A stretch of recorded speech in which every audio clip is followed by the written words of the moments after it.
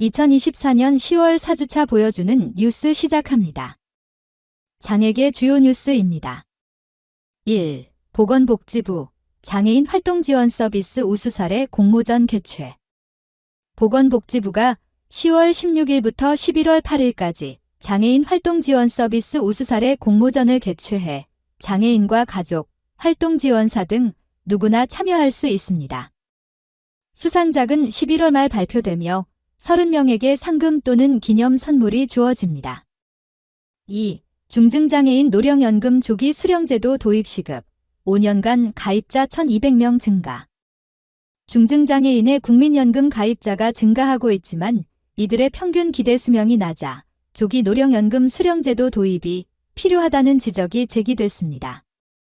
김혜지 의원은 이를 위해 국민연금법 개정안을 추진하겠다고 밝혔습니다. 3. 장애인 고용 활성화 위한 규제 개선 아이디어 공모전 열려 11월 8일까지 접수.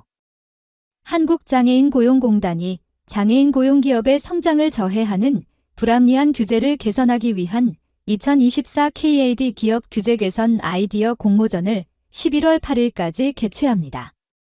참가자는 장애인 고용기업에 대한 규제 개선 방안을 제시하고 공모전에서 선정된 최우수상, 우수상, 장려상에 총 180만 원의 상금이 수여됩니다.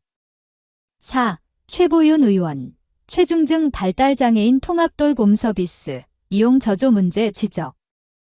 최중증 발달장애인을 위한 통합돌봄 사업이 목표 인원 2,340명 중 11%인 259명만이 서비스를 이용하고 있으며 특히 24시간 지원의 경우 목표 인원 340명 중 7%인 24명만이 이용하고 있는 것으로 나타났습니다. 최보윤 의원은 이 서비스가 필수적임에도 불구하고 제공이 원활하지 않다고 지적하며 지속적인 점검을 통해 개선하겠다고 밝혔습니다. 5. 장애인 기업 종합지원센터 2024년 장애인 창업 현장 소통위원 모집. 장애인 기업 종합지원센터가 2024년 장애인 창업 현장 소통위원으로 활동할 전문가를 11월 8일까지 모집합니다. 지원자는 법률, 노무, 세무 등 관련 분야의 자격증과 1년 이상의 컨설팅 경력을 보유해야 하며 서류 심사를 통해 최종 선발됩니다. 사회복지 정책 지역 뉴스입니다. 서울 성동구 교통약자 위한 무장애 가게 데이터 구축 완료. 서울 성동구는 장애인, 임산부, 노약자 등 교통약자가 편리하게 이용할 수 있는 무장애 가게 데이터 구축을 완료했다고 밝혔습니다. 성남시 도내 척발달장애인 청년주택 희망온 빌라 입주자 모집. 성남시가 오는 10월 25일까지 도내 척발달장애인 청년주택인 희망온 빌라 잔여 물량 2가구 입주자를 모집한다고 전했습니다. 관악구 취약계층 LED 조명 무상 교체로 에너지복지 실현. 서울특별시 관악구가 취약계층 LED 조명 교체 사업으로 가구 전기요금 부담 절감과 온실가스 감축, 2마리 토끼를 모두 잡았다고 전했습니다. 거창군 돌봄 종사자 역량 강화 프로그램 시행.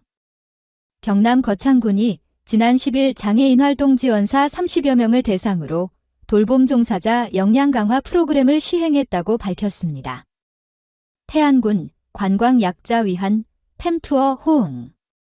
충남 태안군이 여행에 어려움을 겪는 장애인과 보조견을 위한 동반 여행 프로그램을 마련해 큰 호응을 얻고 있다고 밝혔습니다. 구로구 저소득 장애인 가구 위한 사랑의 집 고쳐주기 사업 추진. 구로구가 2024년 사랑의 집 고쳐주기 사업을 통해 저소득 장애인 가구의 주거 환경 개선에 나선다고 밝혔습니다.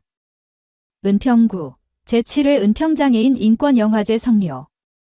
은평구는 지난 11일 열린 제7회 은평장애인 인권영화제가 장애인과 가족, 지역 주민 약 400명이 참여한 가운데 성황리에 마무리됐다고 전했습니다. 끝으로 가장 많이 본 뉴스입니다. 장애인 사망률 국민 평균의 5.3배, 건강관리 대책 시급. 장애인의 사망률이 국민 전체 사망률의 5.3배에 달하는 것으로 나타나 장애인 건강관리 대책 마련이 시급하다는 지적이 제기됐습니다. 이상으로 보여주는 뉴스를 마칩니다.